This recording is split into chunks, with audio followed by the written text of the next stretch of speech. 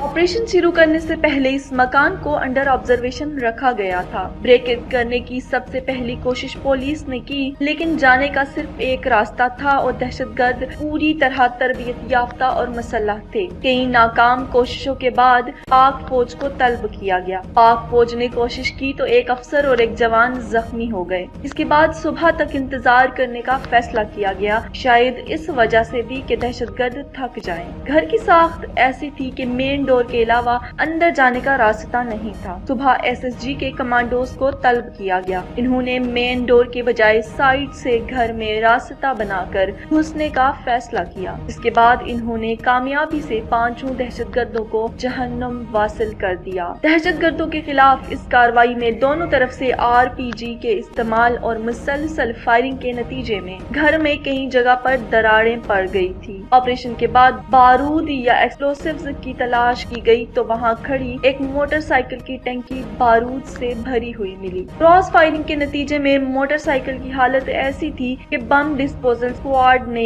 इसको छेड़ना खतरनाक करार दे दिया। लिहाजा इस मोटरसाइकिल को उड़ाने का फैसला किया गया ताकि मजीद किसी की जान न जाए। वो मोटरसाइकिल बहुत बड़े धमाके से फटा और पूरे मकान को भी गिरा दिया। अंदाजा किया जा सकता है कि इसमें किस नौयत का बम फिट था। मालिक मकान ने ये पोर्शन वहाँ मामूल के किराए से दुगने पर दे रखा था। इसके पास जमा कराए गए तमाम कागजात भी जाली निकले। मालिक मकान ने मामूल से दुगने किराए पर घर क्यों दिया और कागजात की तस्दीक क्यों ना की, इस पर यकीनन तफ्तीश होगी। 5 इंतहाई तरबियत याफ्ता और जदीद हथियारों से लैस दहशतगर्दों को किसी सिविलियन शहादत के बगैर इंजाम तक पहुँचाना पाक फौज, केपीके पुलिस और पाकिस्तान की बड़ी कामयाबी है। अल्हम्दुलिल्लाह अफगानिस्तान और भारत ने इनको जिस मिशन पर भेजा था वो मुकम्मल होता तो ये ना जाने कितने मासूम लोगों का खून बहाते और कितने घर उजड़ते। पाक फौज और केपीके के पुलिस की इस कामयाबी पर दांत चबाते कुछ बदनीयत लोग ऑपरेशन पर अजीबो गरीब किस्म के एतराजात करने लगे हैं। शायद इस रिपोर्ट में आपको इनके जवाबात मिल गए होंगे। शहीद होने वाले पुलिस अफसर और जख्मी होने वाले पाक फौज के अफसर और जवान को पूरी कौम का सलाम।